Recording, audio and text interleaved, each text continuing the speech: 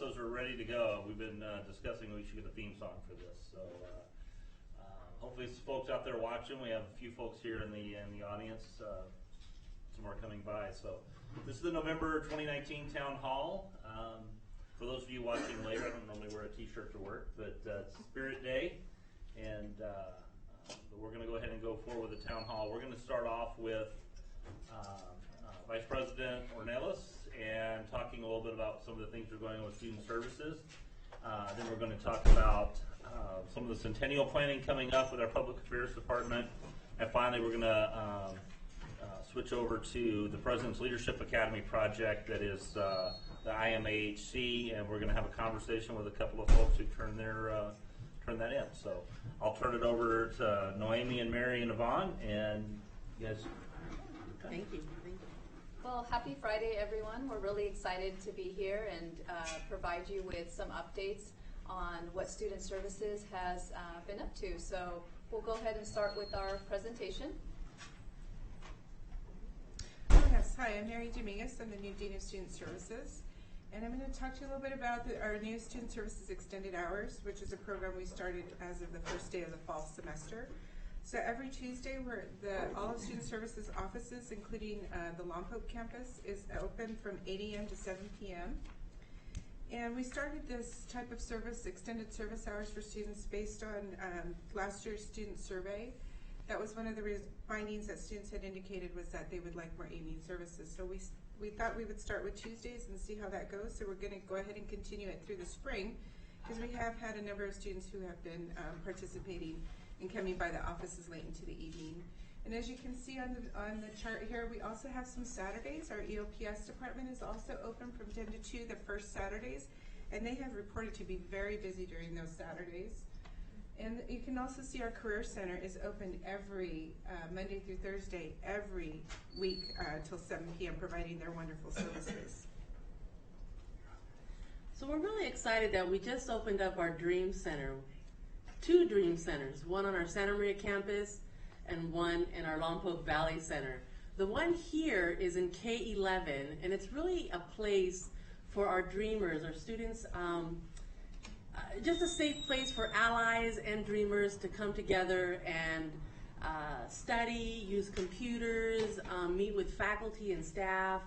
And so that'll be here in K11. And then in Lompoc, it's in building 2111. So we're really excited about, we had a grand opening a couple of weeks ago. The students are very excited. This was something that was student-led.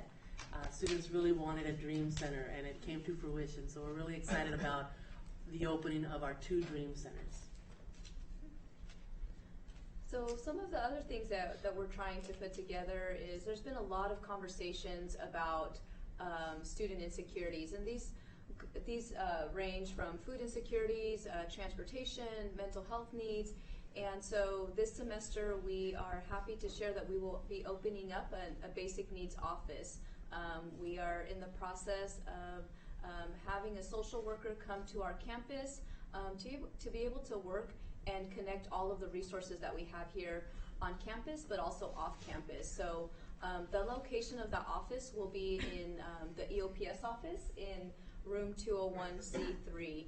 So we're hoping to start working on getting that office up and running and getting a website information to feed information out to students and begin to collaborate so that students can connect to the resources and access the services that they need. We were lucky enough to begin our auto awarding project, and during this semester we've gone through, a team of individuals have gone to Student Services Council, Student Learning Council, Academic Senate, department chairs, and counseling, and the counseling meeting to share a little bit about what auto awarding is. And this initiative started not only because of our new funding formula, but because we know that completion is very, very important to our students. So the implementation team has been up and running, and we're currently looking at developing some more timelines. During the semester, we reported that we had established 3 different phases of implementation. And so I wanted to just give you a quick update that we are still on phase number 1. We're doing some testing, and we're hoping to auto-award students after the fall semester. So we'll continue to update everybody and let you know how our progress is going. This is a big undertaking, so it has involved collaboration with faculty, staff, admissions and records, public affairs, and IT, as well as a consultant. So there's been a lot of different individuals working on this project. So let's talk a little bit about Student Equity and Achievement Program. One of the things that I'm excited about, and I know that the vision that has been set for us, is that we want to start looking at how we can close our achievement gap, and how do we create equity and access for all students. I just want to talk a little bit about some of the success metrics that we're looking at when we look at our student equity plan. Then I'll talk a little bit about what I'm sure you've heard of SEEP or C, or a new plan that's out there with a lot of money. I'll kind of talk a little bit about that. But some of the success metrics that we're looking, so we want to look at how the whole college is doing as a whole when it comes to access. So our students enrolling, and what populations are not enrolling. And so we start looking at how students are doing as a whole, and then we start to disaggregate that data and look at populations that maybe need some additional resources or help. So access is a big one, and that includes our Promise program. That's a big part of our student equity plan, our Bulldog Bound, our emergency funding. So we're looking at why students aren't enrolling, and it could be as simple as they need a bus pass.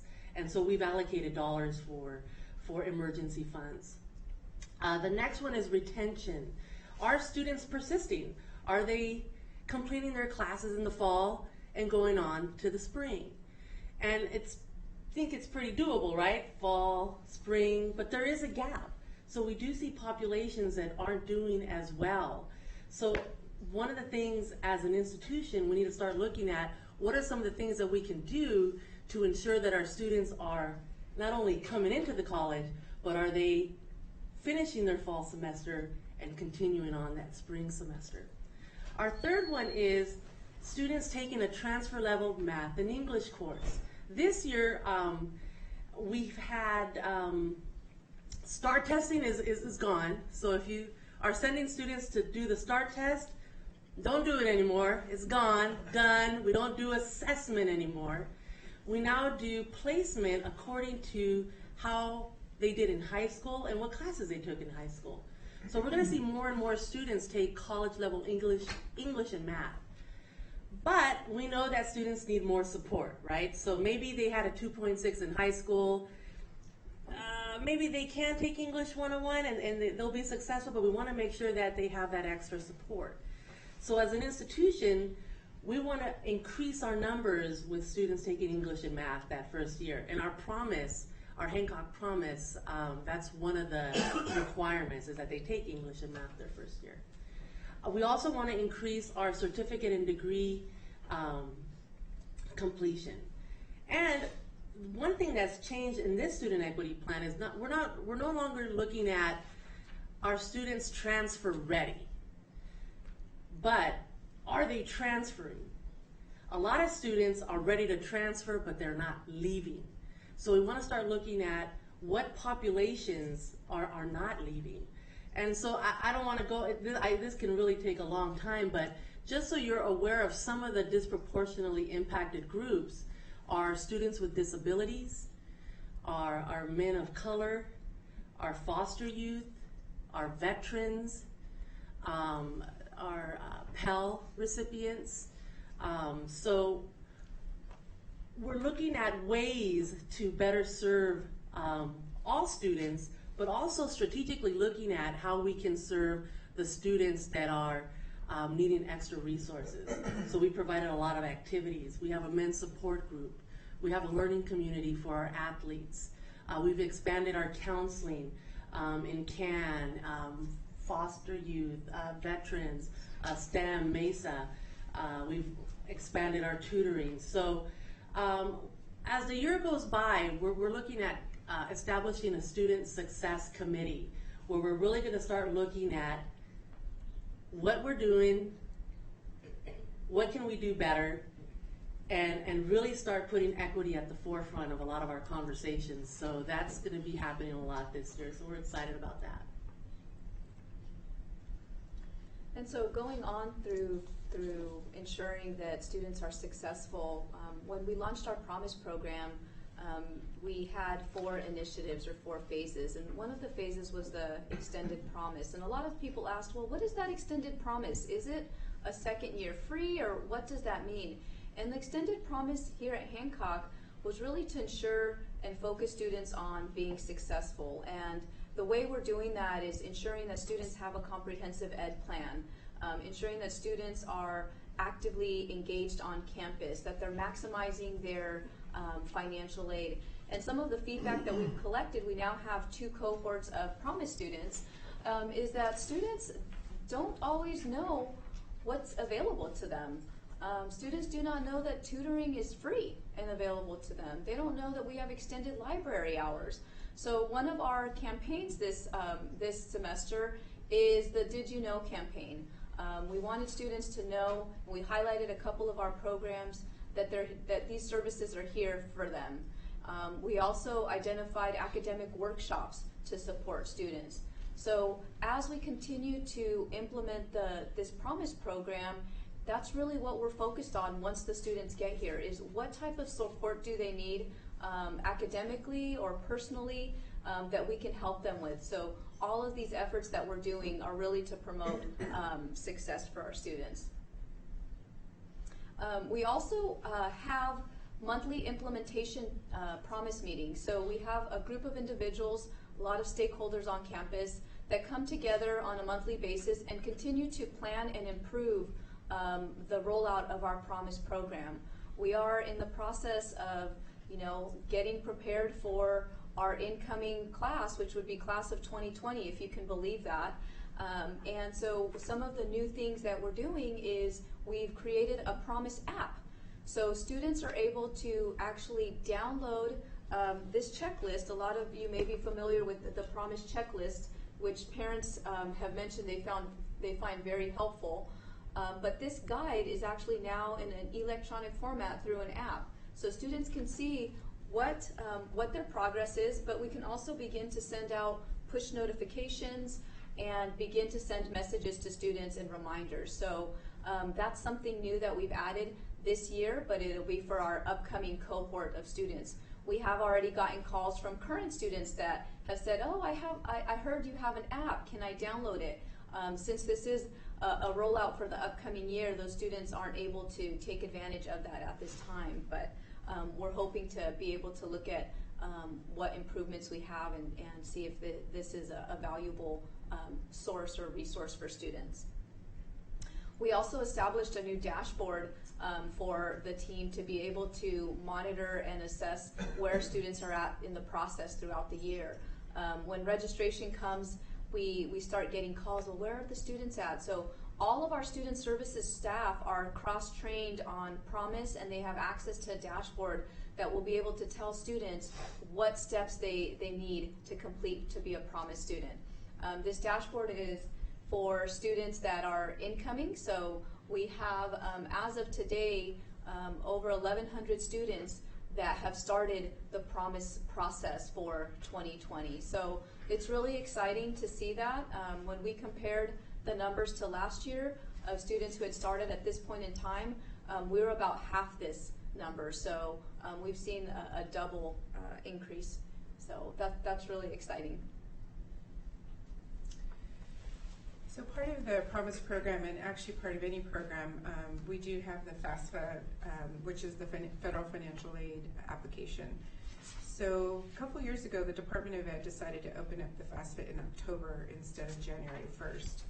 So Hancock, like a lot of colleges, are starting to really develop programs that are about having students apply early. So right now, thanks to the good work that Diana Perez and her team does from Cal Soap, they've been hitting almost every single high school, if not every high school to date, in promoting the FAFSA completion. So we've gotten, Diana, do you know about how many records you've received so far for the FAFSA? How many students? For your high school? Mm-hmm. For all the high schools, including San Luis Obispo? You can include all of them, if you had to guess. Wow, I don't know, probably about 400 students, at least, probably more. Yeah. Yes, I mean, Pioneer Big. I'm sorry, Pioneer alone has 313. Yeah. More than half their school, that's just a Pioneer, so no, we probably have 600 or 700 students out. Good. And I've already completed the FAFSA. And so again, this is for summer and fall 2020. So you can see we're here in October, and we're doing all of that work out at the high schools right now. So we're also going to be having a winter promise, which will be the 6 days that we're here open and available. Diana and her team, along with some ambassadors and some support staff and student services, they're going to be outreaching to the students who still at the high schools have not completed the FAFSA.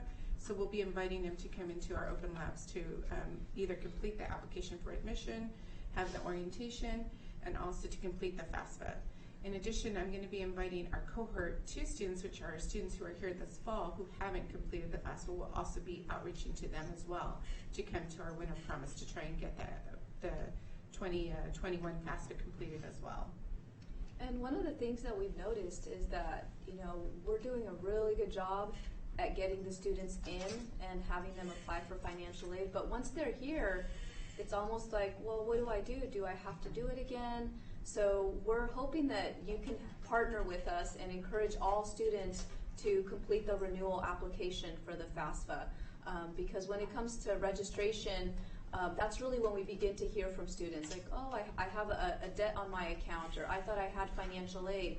So if we can, as a campus, promote financial aid and FAFSA completion, that would really help our students in ensuring that they have access to the resources that they need in a timely fashion. So we're working really hard to try to kind of leverage our resources, but also integrate our services with new and continuing students. So our Cash for College events, we have over 40 Cash for College events, and so any of our students are invited to attend those. Current students, new students.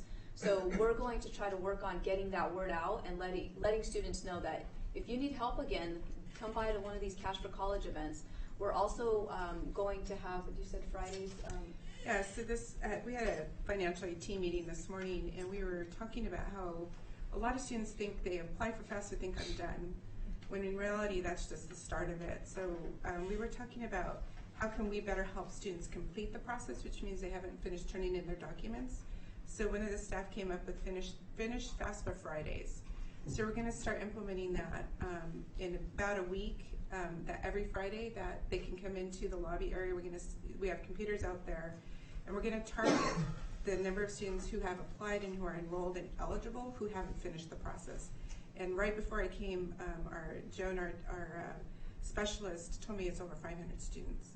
So we're really going to target those particular students to come in, and the staff is going to be out in the lobby helping them finish the process. Again, that's where they're leaving here without money, they're finishing classes, or they're dropping out without the resources. So we want to make sure that we can help them finish the process, because it can be very complicated. So the team of experts here in the financial aid department are going to be here to assist the students in completing that process. So we'll be putting out an announcement about that very soon.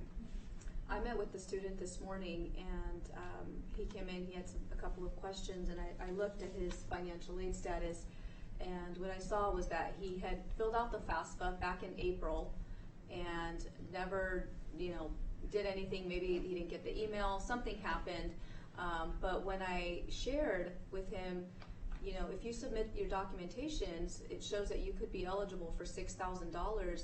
His face just lit up. He was like, I had no idea. I had no idea that I was eligible for this funding. So we mapped out the steps that he needs to do, but I know that money is definitely going to help this particular student with some transportation needs. So there's a lot of opportunities out there for students. It's just walking them through the process and helping them connect to the resources that they have available to them. just a quick staffing update in my particular area. I am really pleased to announce that we will have an LAP director, Dr. Stephanie Crosby, who will be starting on December 2nd. She's going to the board for approval this coming Tuesday. So what I'm really excited about was her background was really amazing in working with faculty. So I really anticipate she's probably going to have some professional development around helping students with disabilities in the classroom. So I really feel like she's going to have a strong reach out to the faculty to help them understand the needs of our students and the accommodation requirements that need to be made. So I'm really excited. I think from what I understand, the history is LAP hasn't had a director in 10 years. So this is really, you can't imagine how ecstatic they are as much as I am as well. So we're very excited to announce that we will have a director coming up in about a month. We are currently recruiting and hiring a career counselor in Career Center. A counselor. I don't know if that's an offer has been made, but that should be coming soon. A counselor in our Career Center to help with a lot of students that are undecided, and helping them kind of with the career development and making sure that they're able to navigate to the next step of completing a comprehensive student education plan. We'd like to thank you for giving us an opportunity to provide you with a brief update on student services, and we welcome any questions. What are the hours on the financial aid Fridays? It'll be 8 to 4:30. We'll just have drop-in. On Fridays? 8 to 4, sorry. I forget, not 4:30, 8 to 4. They know what the time frame is. Yeah, so we'll get the announcement out to everybody. You'll get copy. I'll be sure to send them to student services staff so you know. The dashboard that you had on the students who applied, was that through the new app or what? Yes, it's through the new app. Oh, great. Cool. It's impressive. Are you excited about it? Yes, we're very excited, yes. I have a follow-up on that. So can we access that as staff? Or? Yeah, so we're in the testing phase, Okay. and then we'll be determining the levels of access and security for that. Yes, Kathy? I wanted to know, like, with the, I'm not sure exactly the terminology, but the auto awarding of degrees and certificates. I've heard students say that they're excited about that. And do you anticipate, like, do you have a guesstimate of how many degrees are lurking out there that students didn't know they earned? Yeah, we've gotten, actually the response from students has been great. I mean, a lot of students have shared that some of our processes can be a little overwhelming, or completing out multiple forms. We're currently in the testing phase, so that's what we're looking at. We're trying to identify how many students could potentially be eligible for a degree. So we will have updates as we progress through that, but we have just our testing phase is taking a little bit longer than anticipated.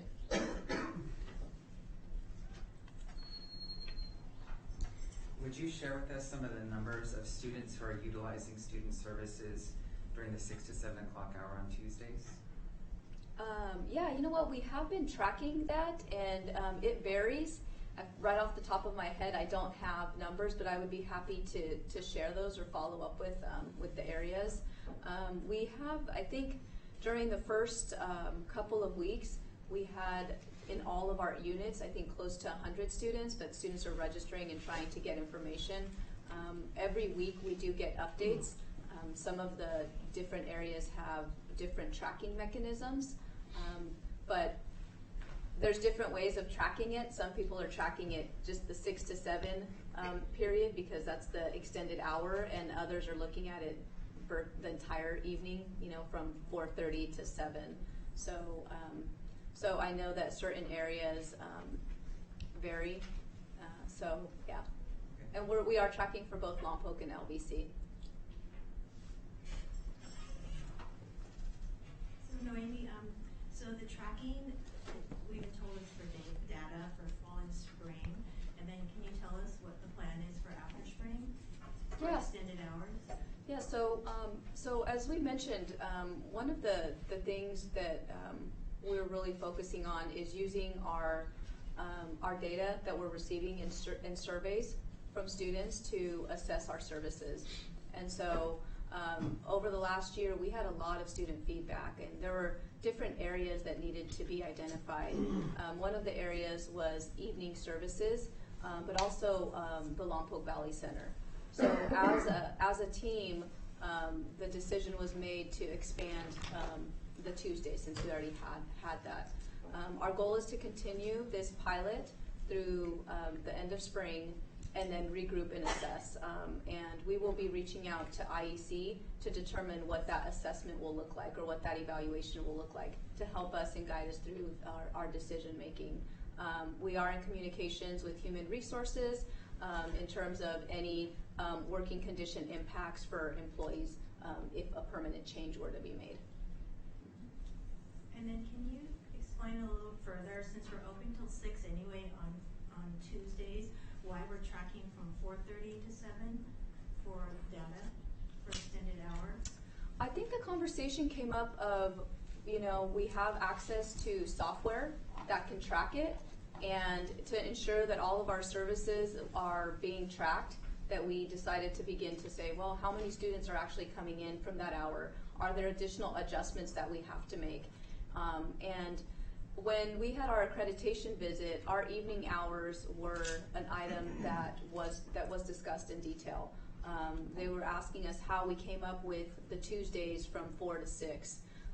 And we had referred to a survey from, I think it was like 8 years old. So we thought, through this conversation and through this assessment, if we're going to be looking at an hour, why not let's look at 4:30 to 7. And hopefully that'll help guide us with some of our decision making. So are you able to break out that information then? You're getting data from 4:30 to 6, and then getting separate data from 6 to 7? Yes, we're getting information. All of the information is separated, and every department is tracking it. There were also conversations, since we're on evening hours, about students who are using computers in the area. So building A is open. How are we tracking those students? Should we count those students? So there's a lot of different pieces that will be considered in that process. Mary, I wanted to answer your question. I needed to calculate. So as of today, 972 students have filled out a FAFSA out of cash for college. So that wouldn't include students that maybe did it at home or somewhere else. So that's a pretty big number. Yeah. That's usually what we got in an entire season. Right. And now we have it now in November. Yeah, in a month, literally in a month. So yeah, that's great work by CalSO for sure. That's awesome. Yeah. Thank you, Diane. Anything else? Well, thank you very much. Thank you.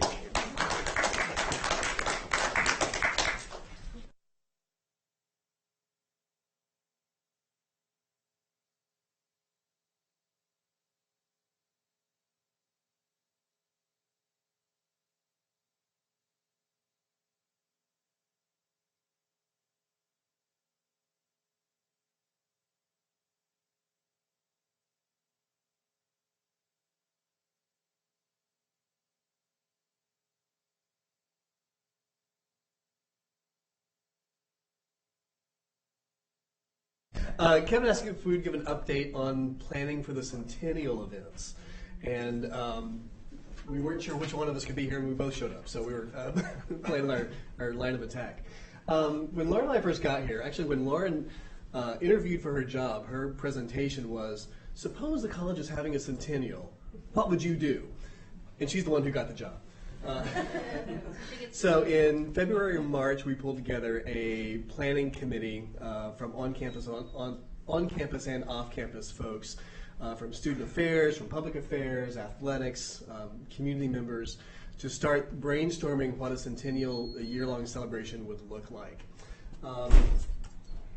And then we started meeting twice a month ever since last March. We took some time off in the summertime, and some meetings were canceled, but we've kind of been steadily going on planning what the Centennial is going to look like. Part of that included last spring having a public Shark Tank where we opened it up to the campuses to say, what ideas do you have? No ideas too big or too small, just come present it to the committee, and we got some great ideas through that. And we took all of those ideas, kind of put those into the fishbowl, stirred them around, and so we think we have a rough calendar that we're starting to plan around. But do you want to say more about the committee and kind of where we are? So John and I came up with a committee membership that was, we tried to be pretty inclusive of different areas of the college. We brought in retirees. We just brought in a lot of different folks who might have external contacts with the community, because there's a lot of different audiences when it comes to celebrating the centennial. Obviously, it's everyone here at the college, but then it's also our alumni, our retirees, our business partners, donors, political leaders, people like that. So we really tried to get everybody around the table that might have a good say in what we want to do. So currently, this is our membership. I think we'll be adding a couple folks in the coming months to it as well. But you can see we have deans on here, we have retirees, public affairs, we have athletics, representation, foundation, campus graphics, the president's office, HR. So that's who is all around the table when we talk about what we want to do. So the program that's coming together, the Centennial will be celebrated starting in the academic year. So it'll be next fall, 2020, through graduation 2021. So Santa Maria Junior College accepted their first students back in 1920, that fall semester. They graduated their first class in 2021. So this, in May 2021, will be our 100th commencement celebration as a college. And so we're going to run the Centennial celebration across the academic year. Some events that we already have on campus, we're calling it Centennialize. We're going to put a Centennial spin on it, but there's going to be a few events that we're going to be producing that will be special for the year. So we're going to kick off at All Staff Day. There will be some announcements made there. Most of you probably know that there's a time capsule buried on campus, and so at some point we're going to be digging up that time capsule and revealing what's in it. Somebody had a great idea the other day of all the people who worked here when the time capsule was buried 25 years ago should be the ones who get to come back and help dig it up and open it, and maybe not physically dig it up, but be there when they open it.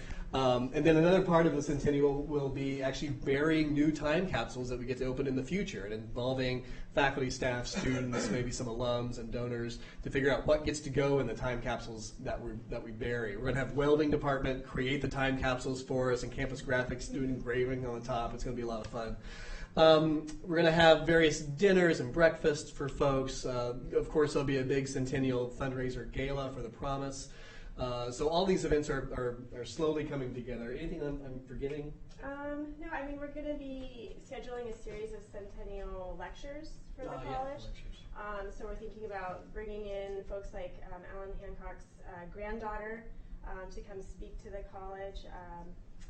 Can't remember the other topics that we've talked about, but we want to just really be able to highlight different aspects of the college over the last 100 years, and then also even have looking forward to the next 100 years, like a lecture where it's like, where is this college going?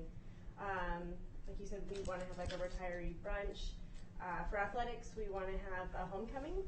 So we'll pick a football game to actually do a real homecoming and invite alumni back, not just athletic alumni, but all alumni back, and have a real special game, maybe have a tailgate ahead of time, and just celebrate our alumni. What else? We have all kinds of events planned that we're excited to unveil on opening day. Alongside of this, and we can kind of close here and take any questions that you have, the foundation is also launching a fundraising effort alongside the Centennial, and we're already doing that now. So we pulled together a small group of community leaders who are going to be going out and soliciting the community for major gifts that will be made at the kickoff in August. And so there will be a major gift made to the college as part of the kickoff in August. So far, we're calling it, it's not a silent phase of a campaign, but sort of a quiet phase. So I know, is this going on YouTube? It will. It will? Okay. That's fine. So far, we have over 150,000. My mom won't tell anybody. Yeah, we won't tell anybody. Over 150,000 in cash and pledges just from that small group, and they're going to go out and help us raise more money related to that, and that'll all benefit the Promise campaign. That'll be a major gift that we make. See, I was trying to talk a little more quietly. Maybe YouTube won't pick it up. But we're really excited about that. That's actually generating a lot of excitement in the community about the college and about celebrating the centennial. So it's a fun project to work on. Yeah, one more thing I just wanted to add is our Arts on Campus committee is also working to commission a really cool project. They have a sculptor coming to work with one of their classes here pretty soon, and he is known for building these, or creating these very large pieces, like up to 12 feet tall or something. And so he's going to work with the students, and then that piece will be donated in honor of the centennial, and it will be permanently placed somewhere on campus and be branded Centennial. And that'll be kind of like the permanent thing that we're doing. We're doing like a lot of events and a lot of informational sessions and things like that, but that'll be like the permanent piece besides the time capsule that we'll bury at the very end before commencement. But that'll be exciting. Any question? Let's have an update, or anybody on the committee who wants to add. Stephanie's. If you have ideas, it's never too late. Send them our way, or if you want to be involved in the committee, this wasn't meant to exclude anybody. We're happy to have more ideas and more thoughts and more help along the way. All right, thank you guys, appreciate it.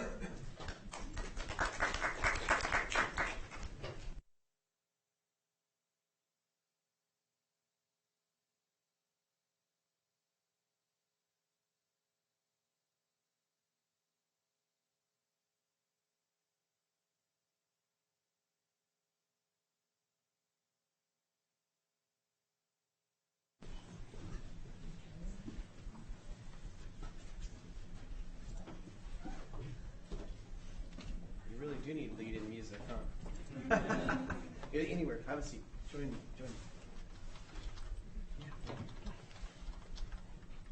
All right.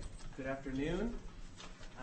We're the three people standing between you and lunch. So I'm here today.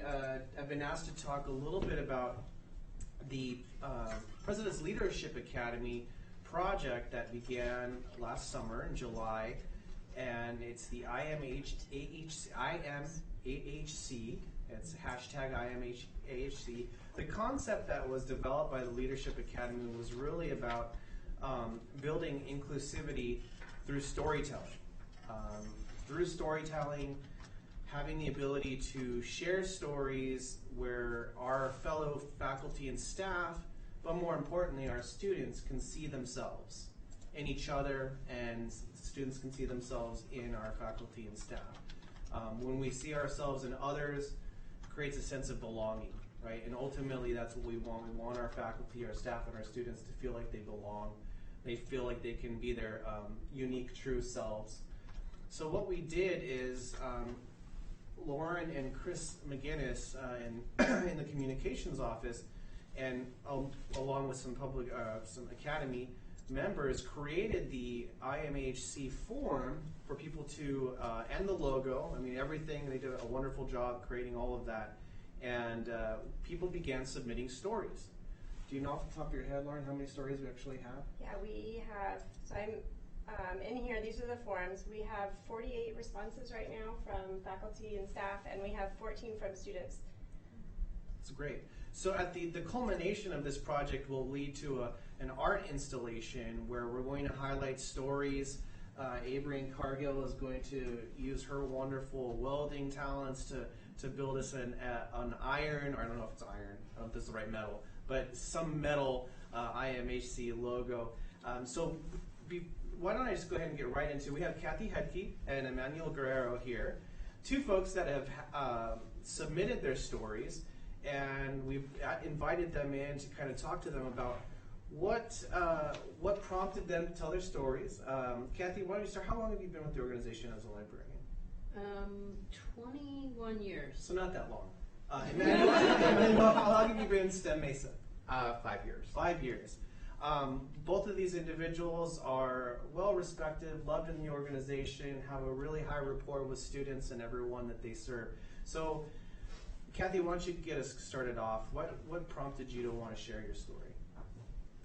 Well, I was raised to with the philosophy of giving back, and this college I've just benefited so much from, first as a student when I started here as a student 30 years ago, and then was fortunate enough to become a full-time faculty member, some years later. And I just, this college has the power to change lives.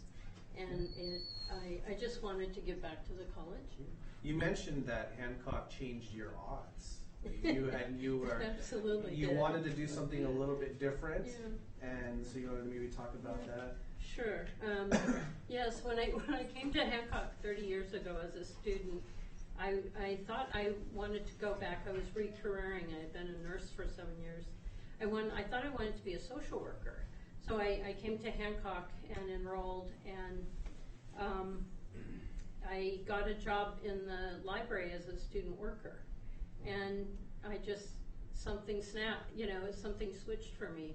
And it was like, wow, this is my path. I'm in the right place. I'm going to be a librarian. And I think I'm just the most fortunate person in the world, because I found just not only amazing professors here, but just mentors who, they cared, they challenged me, and wrote letters for me when I applied, when I transferred and went to grad school and tried to get scholarships, and they were walking the walk, and they were just great role models, and I think I try to follow in very big footsteps.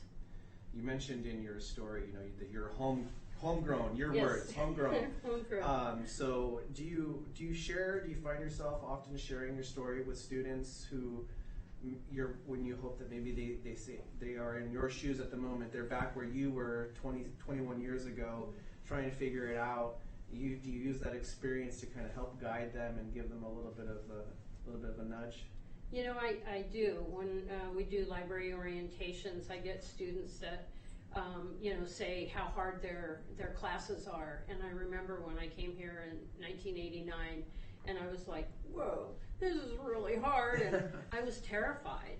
And I didn't really get insight on that until I transferred to Poly 2 years later, and it was easy. And then all of a sudden I was so grateful for the rigor of the classes here. The time I was going through it, I wasn't very grateful. But so I do share that with students when they cry, they have really hard, they're really working so hard, and I have a great deal of empathy for them because I've been there. Yeah, definitely. Well, not that social work wouldn't have been a noble cause, but I think we're all glad you chose your library science, right? Emmanuel, you're not homegrown. You're a transplant, but you mentioned in your story that you picked up when you came here not knowing anyone.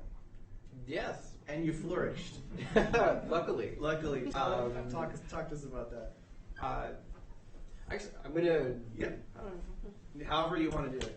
So I was fortunate enough that I came to Hancock, and I will say inherited an amazing group of people who were working under the STEM grant at the time. Yeah. And they were really happy to have me and gave me all the tools that I needed. And more importantly, this I think is a very important point, made sure to point out everyone else across campus who was just as helpful to them.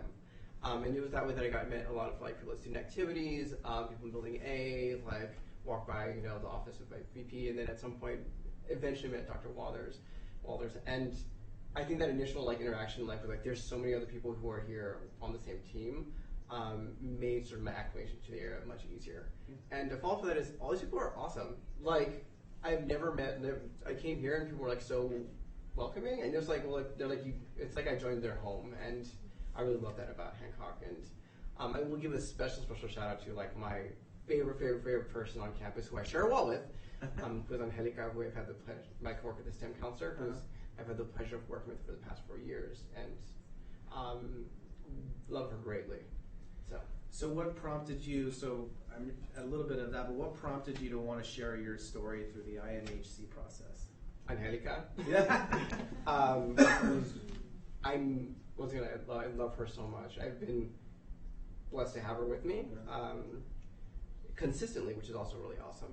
And so we had a conversation once about we don't always share our identities with our students, as first generation. She and I are both first generation college students. None of our parents, both our parents worked in the fields. They were blue collar people. who all they knew was they wanted their kids to go to school so that they wouldn't have to work as hard as I wouldn't have to work as hard as my parents did. But that wasn't always like the case. Like students didn't notice that about us. They just knew that we went to college, but they didn't also know that like we probably walk fairly similar shoes, in similar paths. That like my parents like worked in the field. My dad like was a union laborer until he retired and then got injured and then retired. And then my mom like worked in the fields until it was her time to get Social Security. And I think I connect really, really well with our students because most of our STEM students are like as typical Hispanic serving institutions are. The children of people who came here to try and make their lives better and better for their children. And I'm like, we should start telling people. We should like put that in our little bios that are very quirky on our website. So that was the beginning of it. And when this opportunity came, I wanted to try and share like all the amazing things that she and I have had the opportunity to experience while here at Hancock. Because like I said, like amazing things happen on this campus, and it's definitely a team effort. But Amanda and I together witnessed so many amazing things, like so many amazing things. And, you mentioned in your story, that you feel lucky or fortunate to be able to participate. You mentioned non-traditional students. Yes. Yeah. Yes, so many non-traditional students. Well, I should say a phrase coined by Professor George Stagg is professors new traditionals, we're going to call them. So most of our students are like Kathy. They like worked out for a little bit, worked out in the field, and came back. They're like, I want to do something more, just something else. And then they get to our doors, and we try our best to help them. And I think it's on Annika and I's job to best help them in whatever state they show up at our front like this. Like we've. So many there's so many amazing stories that we've heard from our students who like, and it's hard to just pick one.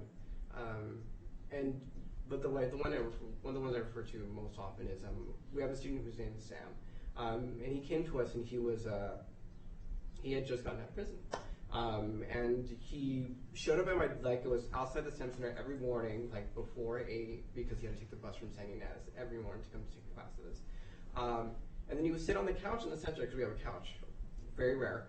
And he would tell me like, as it turns out, he was from Oxnard, and we like had crossed paths, we'll say like several times in the past via various means, and we got to know each other very well. And if it wasn't for like he tells us now, that if it wasn't for our unhandy guy and myself and like the Mesa STEM team, like he thought his only like trajectory was like take a few classes, like join the electrical working, which is a great job, but he didn't think that he was capable or smart enough to transfer to move on to like other universities.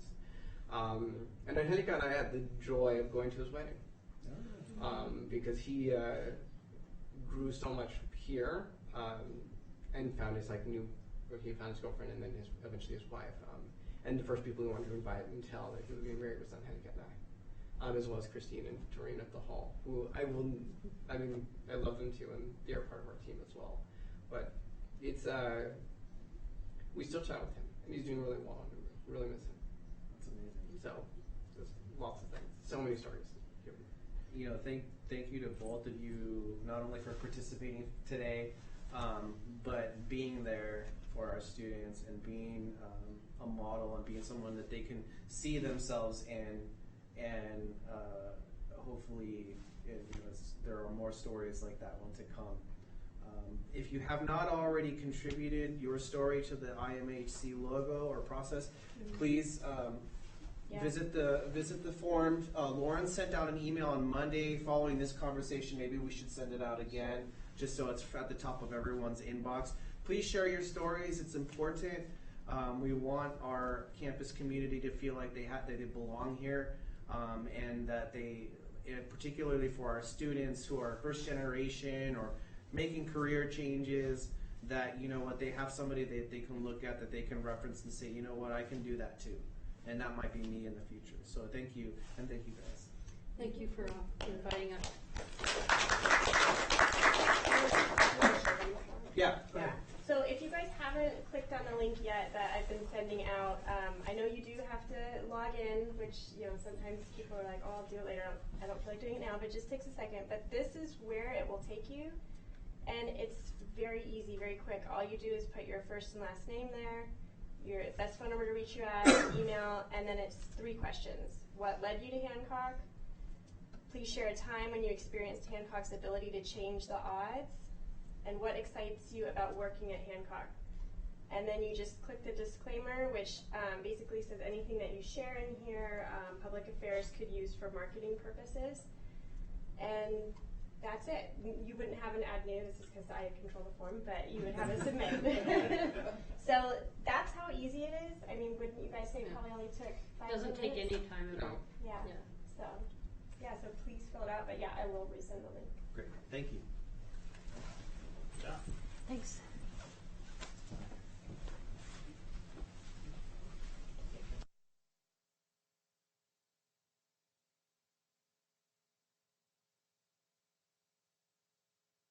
Here from the audience for today. It's a small group. Don't pan down. There's thousands of people packed in. So, thank you for doing this. This is part of the campus climate survey that we did. As Noemi mentioned earlier, we've been trying to implement the things that we've learned through some of our survey work. So that's the students asking for more hours, and we're seeing success with that. That's this town hall forum. We have a whole list of things on the president's page. If you want to go and look at those, you can see the different kinds of information items that are posted there that we try to get more communication out in a whole bunch of ways other than just sending you an email. You can follow the college on Twitter and maybe on Instagram, or we're on Instagram and Facebook. We got all of that stuff that I'm not allowed to touch. So thank you all for being here today, and thank you for Kathy and Emmanuel for agreeing to come and be part of that, and to our student services folks who had to go to another meeting, and Ruben and Lauren and John for hosting. So thank you, and we'll see you next time.